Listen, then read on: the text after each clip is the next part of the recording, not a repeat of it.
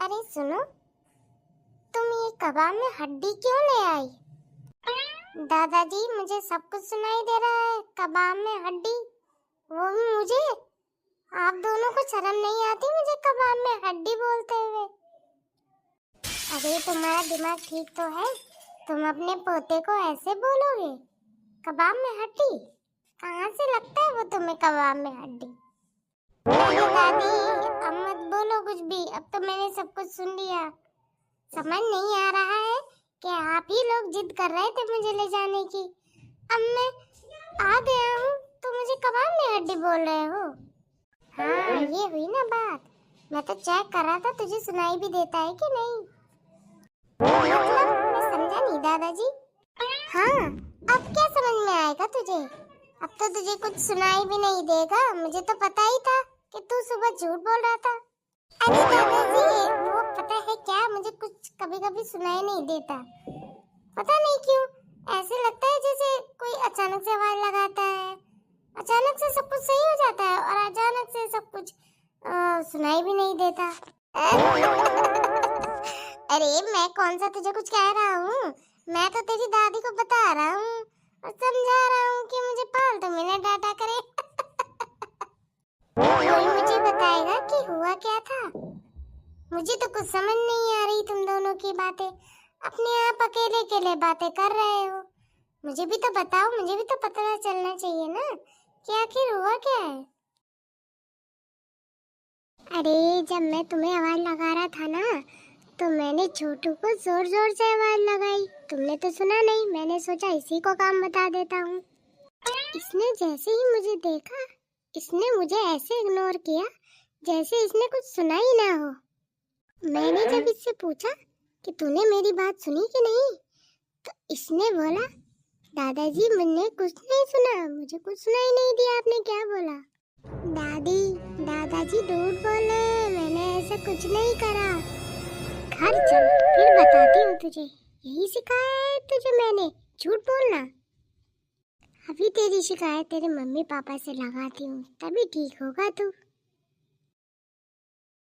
ए जी सुनो, आज बारिश का मौसम हो रहा है, तो मैं सोच रही थी कि आज आप मुझे चाय और पकौड़े खिला देते थे तो अच्छा होता। एक बात कहूँ, बात तो तुमने मेरे मन की की है, मगर ये बात मैं सोच रहा था, यहाँ तो तुमने उल्टा ही बोल दिया। समझ नहीं आता, तुम मेरा दिमाग पढ़ लेती हो क्या? अरे दिमाग नहीं, मैं तो तुम्हारी जन्म कुंडली पढ़ चुकी हूँ, समझे? और वो भी 7 जन्मों की। एक बात कहूँ, तुमको मुझ पे तरस नहीं आता क्या? जब देखो मुझसे काम करवाया करती हो, कभी खुद भी कमर हिला लिया करो। मोटी होती जा रही हो बिल्कुल।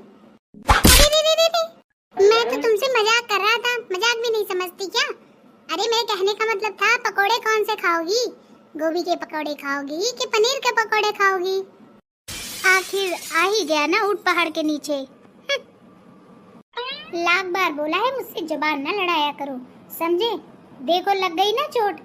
अब मत बोलना कि मैंने बेवजह मारा है, सारा सबूत तुम्हारे सामने है।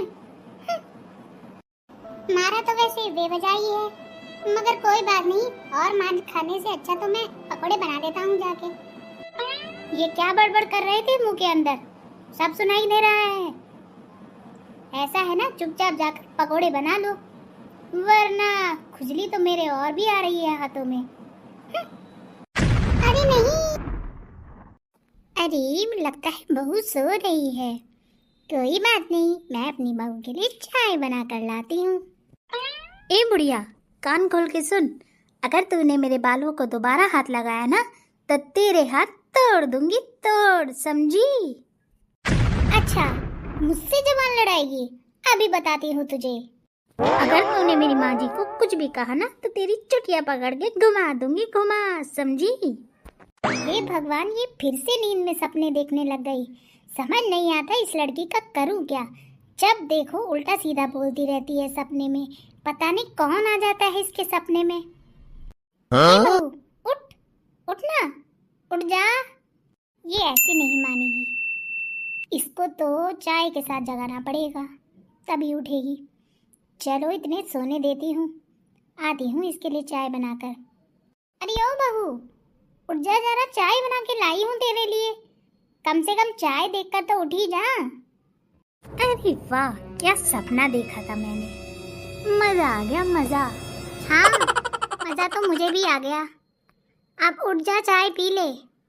अरे माँ जी, आप यहाँ क्या कर रही हैं? बहू, एक बात पूछूं? हाँ माँ जी, पूछिए ना। ये जो तुम बार बार ना सपने में किसी को बुढ़िया और चुड़ैल और न जाने क्या क्या जो भी बोलती है, वो मुझे तो नहीं बोलती।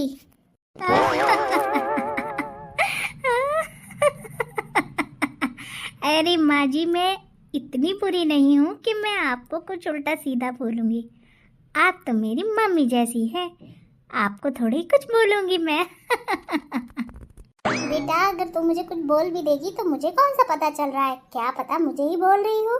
नहीं नहीं माँ जी, मैं आपको नहीं बोल रही थी। आपको याद है ना, मुझे सपने में चिल्लाने और बोलने की कितनी आदत है।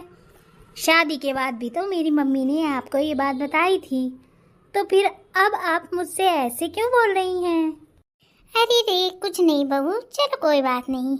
आइंदा ध्यान रखना, कोशिश करो कि तुम सपने में बड़बड़ाओ नहीं, क्योंकि क्या होता है ना, हमें तो पता नहीं चलता कि हम क्या बोल रहे हैं, मगर अगर कोई सुन ले तो उसको तो यही लगेगा ना कि तू मेरे ही बारे में बोल रही है।